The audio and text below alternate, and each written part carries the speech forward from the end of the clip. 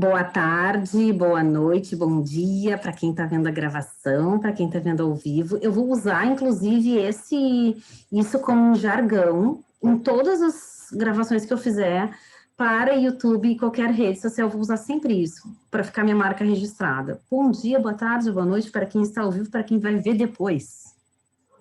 Ficou bom, eu acho, assim, né? Então, a gente está... O meu nome é Márcia Gonçalves. Sim, a pessoa está vendo o nome ali, é óbvio que é.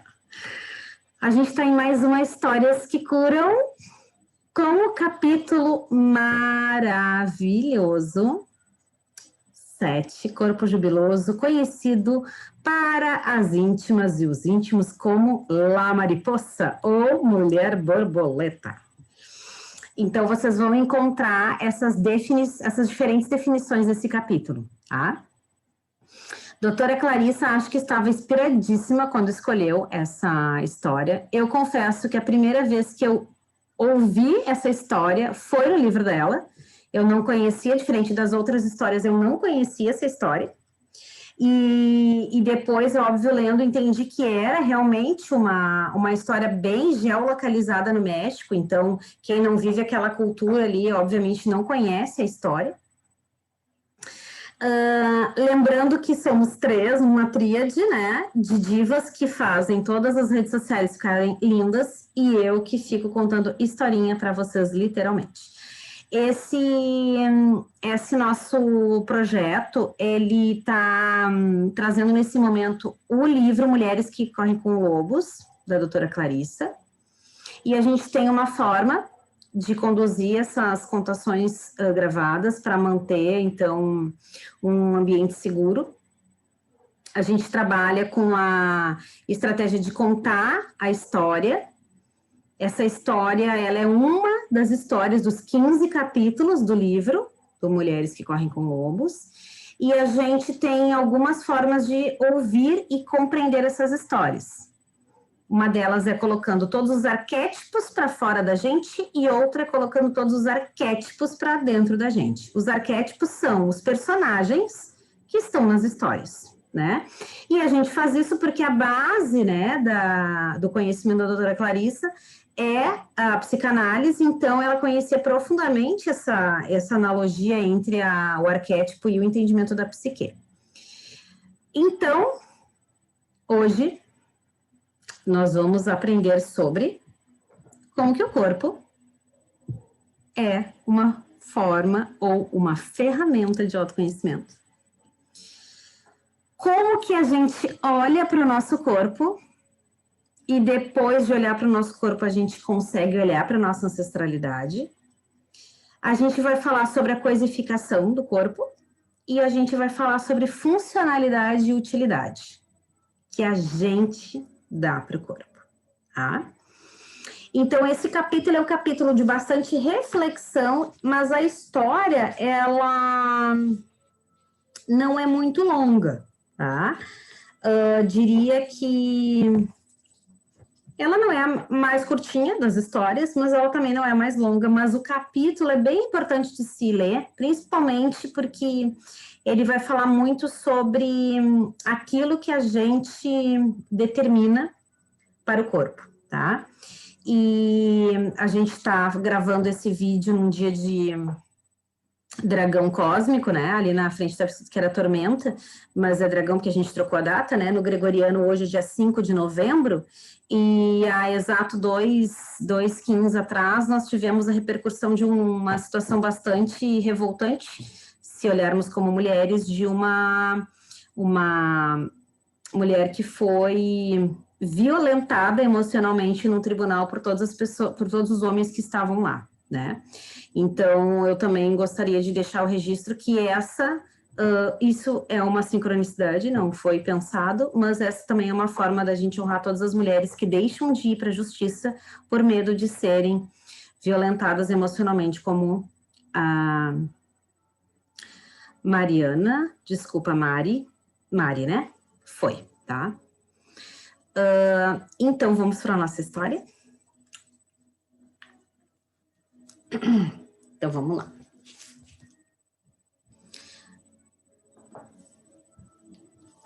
La Mariposa, a Mulher Borboleta.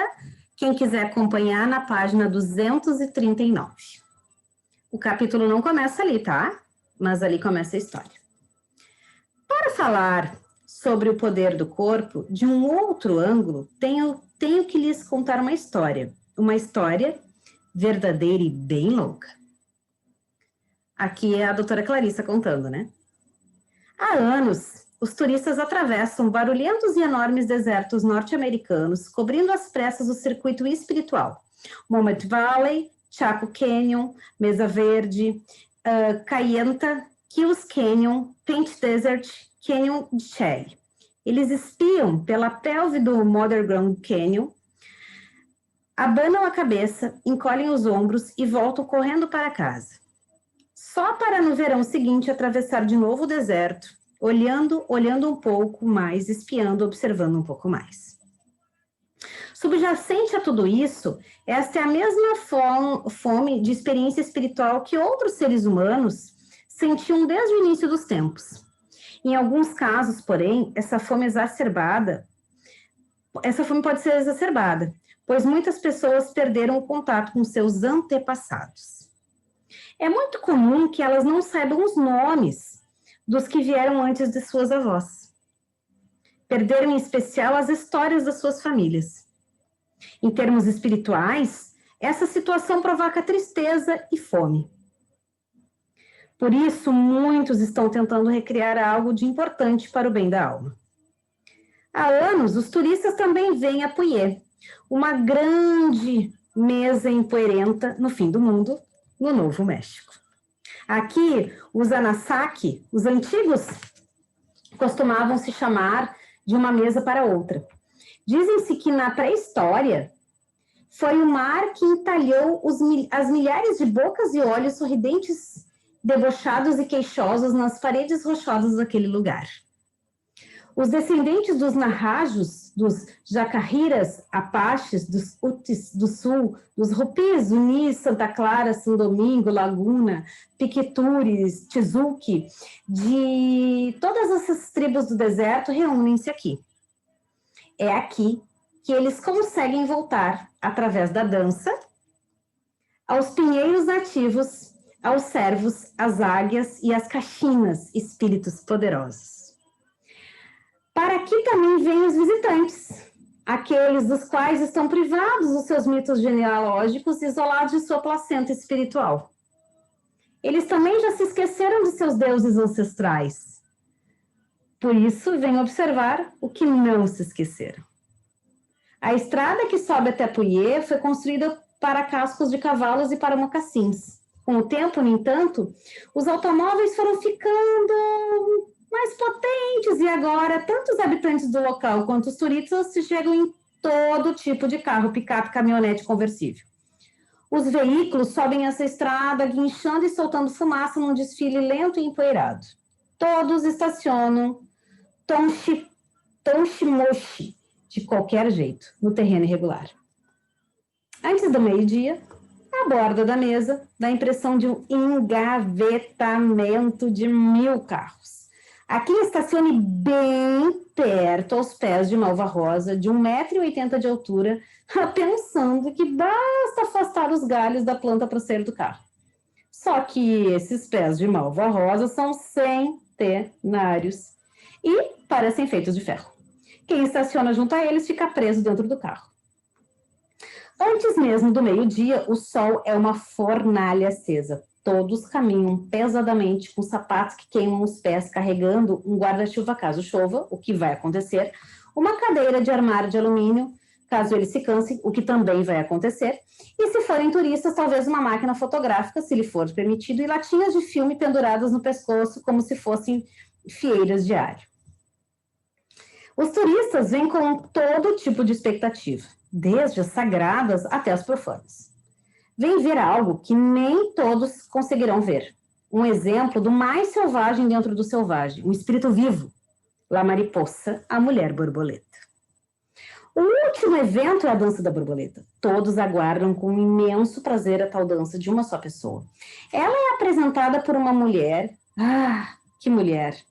Quando o sol começa a se pôr, aparece um velho resplandecente, com seu traje de cor turquesa, que deve pesar uns 20 quilos, com alto-falantes guinchando, com um pintinho que detectou um falcão. Ele sussurra no microfone de cromo da década de 30. E nossa próxima atração vai ser a dança da borboleta. Ele se afasta arrastando o chão a bainha do jeans. Ao contrário de uma apresentação de balé, no qual o número é anunciado, as cortinas se abrem, os bailarinos aparecem inseguros. Aqui em Puyé, como em outras danças tribais, o anúncio formal da dança pode preceder a aparição da dançarina em desde 20 minutos a uma eternidade. Onde ela está? Arrumando-se no trailer, quem sabe? Aqui são comuns temperaturas superiores a 40 graus centígrados e são necessários retoques de última hora na maquiagem do corpo, desmanchada pelo suor.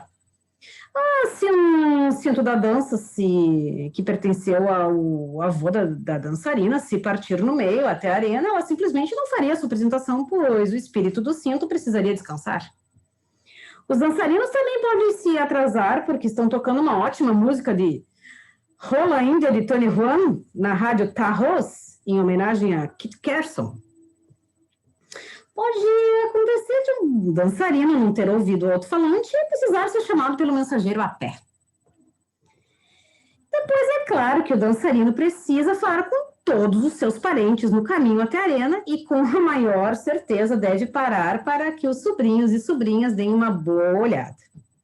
Como as criancinhas ficam assombradas de ver um imponente espírito caixinha, que desperta a suspeita de se parecer pelo menos um pouco com o tio Tomás, ou uma participante da dança do milho, que dá a impressão de ser muito mesmo parecida com a tia Iase, pode ser que ele pare. Afinal, existem possibilidades sempre presentes de que um dançarino ainda esteja lá na rodovia de Tizuc, com as pernas balançando de goela escancarado de uma picape, enquanto o escapamento polui o ar por mais 1 quilômetro a favor do vento. Enquanto esperam a dança da borboleta, num estado de agitação irrefreada, todos tagaleram. Todos falam acerca das virgens das borboletas e sobre a beleza das meninas unis que dançam um antigo traje vermelho e preto, de um ombro só, e com vibrantes círculos cor-de-rosa pintados nas faces. Elogiam também os rapazes da dança do servo, que se apresentam com galhos de pinheiro, amarrado aos braços e às pernas. O tempo passa, passa e passa. As pessoas sacodem moedas no bolso, chupam os dentes. Os turistas ficam impacientes para ver essa maravilhosa bailarina borboleta. Inesperadamente, já que todos estão para lá de entediados, os braços do tocador de tambor começam a fazer soar o sagrado ritmo da borboleta. E os cantores do coro começam a gritar para os deuses com toda a sua alma. Para os turistas, uma borboleta é algo delicado. Ai, frágil beleza, sonham eles. Por isso, ficam necessariamente abalados quando surge, aos saltos, Maria Juan. Ela é grande, grande mesmo, como Vênus de Windelford, como a mãe dos dias, como a mulher heróica de Diogo Rivera, que construiu a cidade do México com um simples soltear de seu pulso. Maria Juan é velha, muitíssimo velha, como uma mulher que voltou do pó, velha como um rio velho, velha como os pinheiros nos pontos mais altos das montanhas. Um dos seus ombros está nu. Sua manta vermelha e preta, um vestido saco, pula de um lado para o outro, com ela dentro. Seu corpo pesado e suas pernas muito finas fazem com que ela lembre uma aranha saltitante envolta numa pamonha. Ela salta num pé só e depois no outro. Ela abana seu leque de penas por toda parte. Ela é a borboleta que chegou para dar força aos fracos. Ela é o que a maioria considera não ser forte, a velhice. A borboleta, o feminino. O cabelo da donzela borboleta cai até o chão. Ele é denso, como 10 feixes de milho, e de um cinza de pedra. Ela usa asas de borboleta do tipo que se vê nas crianças que fazem o papel de anjos em peças da escola. Seus quadris são como 2 enormes cestas balbuciantes e a parte carnuda do alto das nádegas é larga o suficiente para carregar 2 crianças. Ela salta, salta e salta, não como um coelho, mas como um passarinho que ecoa. Estou aqui, estou aqui, estou aqui. Acordem, acordem, acordem. Ela abana o leque para cima e para baixo, salpicando a terra e o povo da terra com o espírito polinizador da borboleta. Suas pulseiras de concha chocalham como cascavéis. Suas ligas providas de sinos produzem os sons da chuva. Sua silhueta, com uma grande barriga e pernas pequenas, dançam de um lado ao outro do círculo. Seus pés deixam pequenos redemoinhos de poeira. As tribos ficam reverentes, envolvidas. No entanto, alguns turistas olham uns para os outros perguntando aos sussurros: aquilo é a donzela borboleta? Eles estão perplexos. Alguns muito decepcionados. Parecem não mais se lembrar de que no mundo dos espíritos é um lugar em que os lobos são mulheres, os ursos são maridos e as velhas de dimensões avantajadas são borboletas. E é apropriado que a mulher selvagem, mulher borboleta, seja velha e corpulenta. É o óbvio, pois ela traz o mundo dos trovões num seio e o mundo subterrâneo no outro. Suas costas são a curva do planeta Terra com todos os seus frutos, alimentos e animais. Na sua nuca, ela traz o sol nascente e o poente. Sua coxa esquerda guarda todos os pinheiros. A coxa direita, todas as lobas do mundo. Em seu ventre estão todos os bebês que um dia ainda irão nascer. A donzela borboleta é a força feminina fertilizadora. Ao transportar o pólen de um lugar para o outro, ela fecunda por cruzamento da mesma forma que a alma fertiliza a mente com sonhos. Da mesma forma que os arquétipos fertilizam o mundo concreto. Ela é o centro. Ela aproxima os opostos ao tirar um ponto daqui e levá-lo para lá. A transformação não é nem um pouco mais complicada do que isso. É uma lição. É assim que a borboleta faz e é assim que a alma atua. A mulher borboleta corrige a ideia equivocada de que transformação é só para os torturados, para os santos ou apenas para os tremendamente fortes. O self não precisa mover montanhas para se transformar. Um pouco já basta, um pouco vai longe, um pouco muda muita coisa, um pulinho. A força fertilizadora substitui a movimentação de grandes montanhas. A donzela borboleta poliniza a alma da terra. E é mais fácil, vocês pensam, diz ela. Ela abana seu leque de penas e saltita porque está derramando seu pólen espiritual sobre os presentes, sobre os índios norte-americanos, sobre as criancinhas, sobre os turistas, sobre todo mundo. Ela está usando seu corpo inteiro como uma bênção. O seu corpo velho, frágil, grande, manchado de pernas curtas e quase sem pescoço, sim, ela mesma. Essa é a mulher vinculada à sua natureza selvagem, intérprete da força instintiva. Fertilizante, a que conserta, a que recorda ideias antigas. Ela é a voz mitológica. Ela é a encarnação da mulher selvagem. A intérprete que faz a dança da borboleta tem que ser velha por representar a alma que é velha. Ela é larga de coxas e ancas por carregar todas as coisas. Seu cabelo grisalho garante que ela não precisa mais obedecer a tabus ligados a um contato com outras pessoas. É permitido que ela toque a todos, meninos, meninas, bebês, homens, mulheres, idosos, enfermos, mortos. A mulher borboleta pode tocar qualquer pessoa. E é seu privilégio de tocar a todos, afinal. Esse é o seu poder. Seu corpo é o de La Mariposa, A borboleta.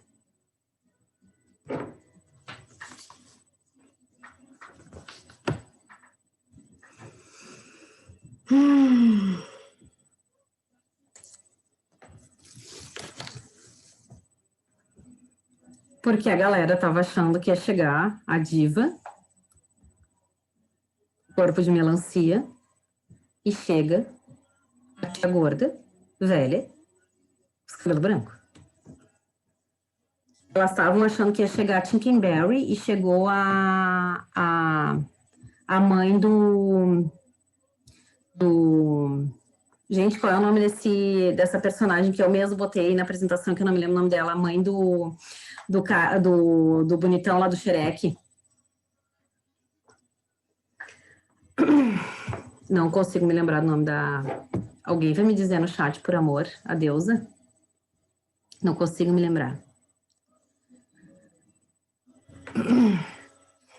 Não me lembro também. Não é a Fiona. Ô, Ana, não é a Fiona. Essa aí é a que quer, é a mãe do que quer tirar a Fiona do Shrek. Tu nunca viu, péssimo conhecimento cultural, nunca viu Shrek, não é uma pessoa que tem que estar na roda de contação. Coisa séria. Agora falando sério, tá? A diva aí que eu coloquei na apresentação, que é a fada madrinha, exatamente, a fada madrinha. Exatamente, a fada madrinha, mas eu não me lembro o nome da fada madrinha. Só que todo mundo imagina a fada madrinha, tipo, né, a Tinkenberry do outro lá que eu não me lembro. Tá, vamos falar sério agora? Tá. O primeiro insight que eu tive quando eu li esse conto a primeira vez foi de que a gente tende a achar. E isso não é uma culpa das brasileiras e brasileiros, né? Eu até penso, e já pensei muito sobre isso, né? Que os budistas têm uma grande colaboração nessa questão do corpo estar desvinculado da evolução, porque durante muito tempo o yoga, né, e todos os movimentos sempre eram se tu tá sentindo dor, te rala, porque o corpo tá separado do espírito, se evolui, o espírito evoluiu. E na verdade não, né, gente? O corpo é o carbono que a gente ocupa nesse planeta, nesse momento, para que o nosso espírito viva emoções e para que essas emoções vividas com outras pessoas possam nos gerar um processo de evolução. Então, o nosso corpo é fundamental. Cuidar dele é cuidar do nosso espírito. Porque do que adianta eu ter uma grande Wi-Fi, vamos fazer essa comparação mega esdrúxula, que poderia ser o nosso fio condutor espiritual, e eu ter um Pentium em casa. Um 386, que nem existe mais. Tem um computador muito lento. Nada. Por quê? Porque não vai sintonizar, porque é Wi-Fi. O que adianta a gente colocar um motor de BMW num Fuca?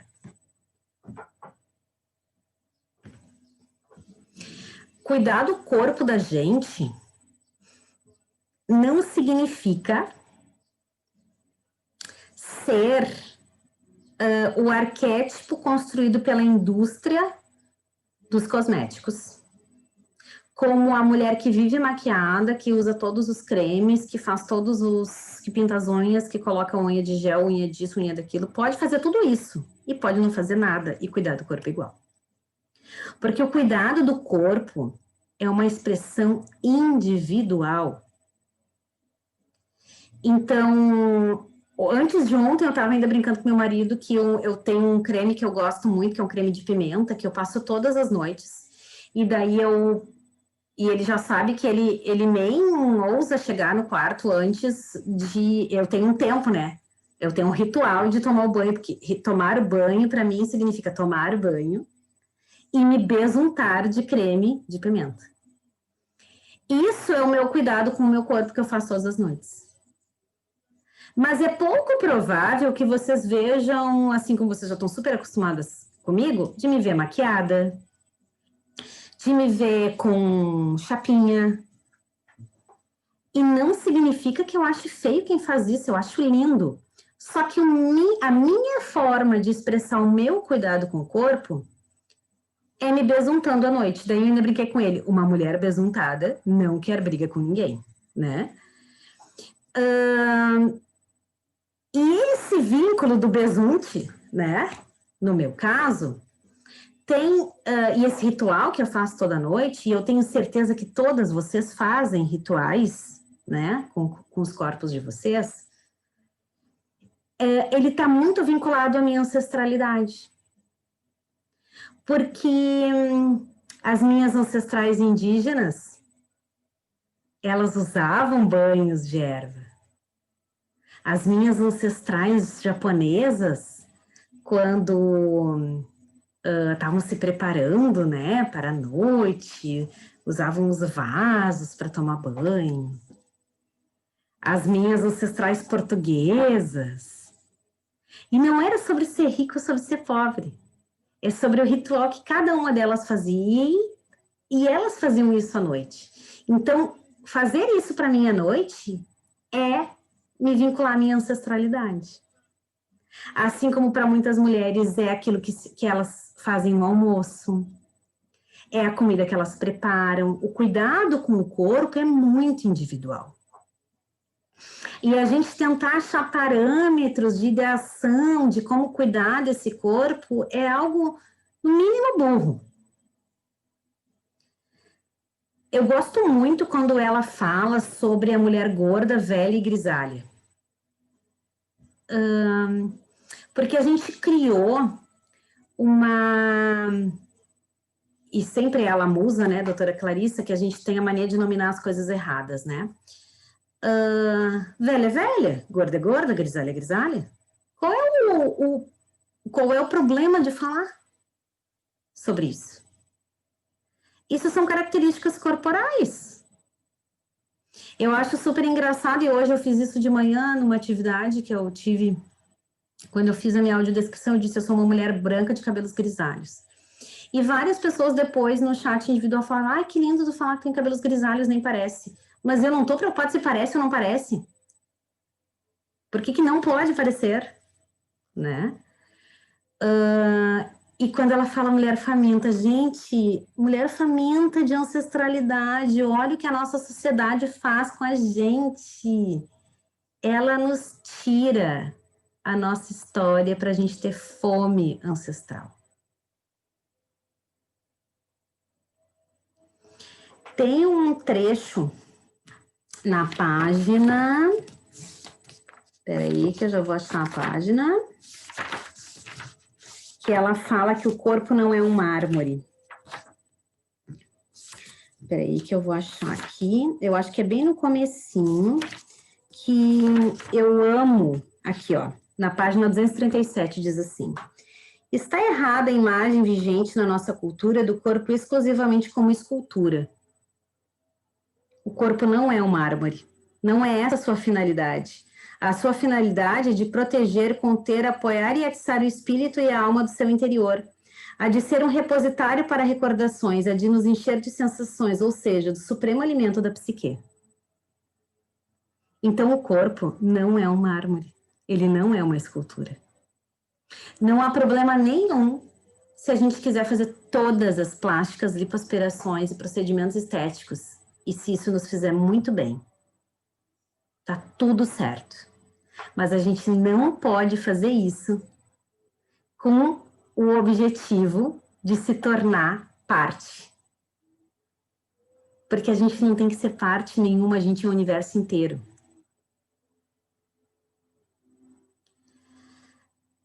O poder das ancas. Tem um trecho que ela fala, e óbvio que me chama muito a atenção essa parte, porque vocês sabem que eu nasci com luxação congênita nos quadris, então se tem algo que eu tenho, tive, terei, será ancas, né? Porque parte delas são compostas de titânio, e mesmo que eu vire um pau de vira-tripa e pese 10 quilos, eu terei ancas, né? Porque elas foram ali colocadas para auxiliar o meu deslocamento corpóreo. Então, se tem algo que eu tenho, é ancas. Tá, elas não são minhas de verdade, elas são de titânio, mas eu tenho elas e tá tudo certo. Que nem as tetas quando a gente põe silicone, é da gente e deu. As minhas é as ancas. E eu não tô achando o lugar que ela fala aqui, mas que eu já falei para vocês que eu já grifei tanto esse livro que eu não sei nem onde é que eu grifei, né, o negócio. Ela fala aqui, página 238. Vou até fazer bem baixo, quase no penúltimo parágrafo. Viu o poder das suas ancas. Ai, minha mãe vai entrar. Viu o poder das suas ancas. Apresentei o que me haviam ensinado a ignorar, o poder do corpo de uma mulher. Quando é animado de dentro para fora.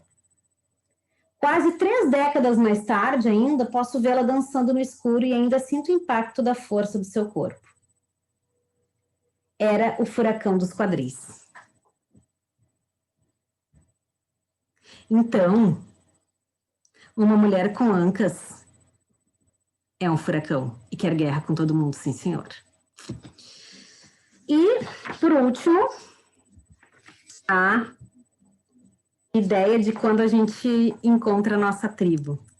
Para fazer uma referência e reverência ao Patinho Feio, isso está na página 243, quando ela conta que as tribos ficam reverentes e envolvidas. No entanto, os turistas olham uns para os outros perguntando aos sussurros se aquilo é uma donzela borboleta. Quando a gente encontra a nossa tribo... Ai, gente, o que aconteceu aqui? Ai, meu Deus, eu acho que eu parei de... Ui! Gente, onde vocês estão? Pessoal, ai, o que aconteceu aqui? Compartilhando outra tela. Está compartilhando outra tela. Isso. Ai, peraí. Deixa eu ver. A tela de Sandra. Pois é, eu não sei o que minha mãe fez aqui. Eu vou... Aqui, tá. Peraí. Aqui. Vamos voltar ali. Tá. Quando a gente encontra a nossa tribo, ninguém vai ficar dizendo que as nossas ancas são grandes, são pequenas, são largas, são baixas.